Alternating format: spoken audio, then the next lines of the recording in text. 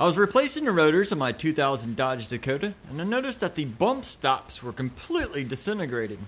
So instead of me spending over $70 for factory bump stops, I decided to go with some aftermarket Jeep versions and spent only about $17. Let's see if this will work. Link to these parts and more in the description. First off, we got to clean out all this old stuff, and you can see it moving in there, so it's not stuck in there real hard. So I believe if I take a screwdriver and we can pry on this for a little bit, we can get it to pop out. There we go. Let's clean that out fully first.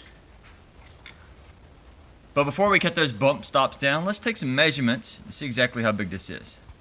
Side to side, they're just under an inch, and front to back, they're just over 2 1/8. Depth-wise, it's just over 1 1/4 inches. Both of these bump stops have a little bit of squish to them, so it would probably be a good idea if we cut them just slightly oversized. I thought about cutting one of these in half, but it's just going to be a little on the short side, so we're not going to do that.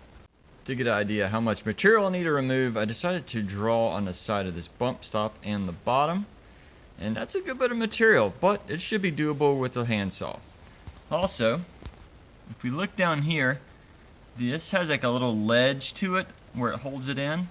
So I'm not going to cut all the way off. I'm just going to cut it up to this mark, and that should provide that little ledge for it to rest on. So I've clamped it in my vise here in between a couple pieces of wood to protect it, and I'm going to use a hacksaw to hopefully cut this nice and smooth.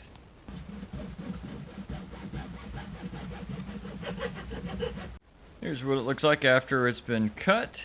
Now let's see if we can test fit this. One thing I forgot to take in consideration are the rounded off edges, and these are squared off, so I'm going to have to cut a little bit more. Now it's a little bit hard to see, but down in here on each side there are these two little protruding teeth that help hold it in place, so we need to make a groove for those. Now using one of the pieces we trimmed off of that bump stop, I've trimmed it down so that it goes right in to that slot. That way we know the depth that we need to cut. And that measures out to about 3/8 of an inch.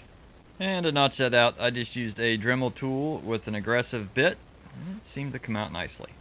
And for the moment of truth, let's see if we can get this in there. I have a feeling it's going to be a challenge. Okay, two things. First off, this is being a challenge to install because I made it such a tight fit. Also, looking at some pictures of the factory one, I have a feeling this might be a little bit on the tall side, so I'm actually going to cut off this top little rise here to make it a little bit shorter.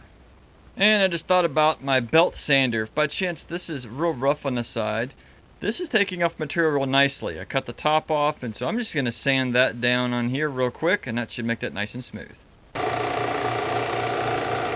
Much nicer. This is definitely a challenge getting in there. The easiest way I have found is to push it in a little bit with a screwdriver on the sides as I'm pushing down on the top, and it's slowly inching its way down in there. But just be prepared, this is a challenge. And once I figured out the first side, the second side was much easier. Now only time will tell if this is the perfect choice for this, but at least for now, I have some new bump stops.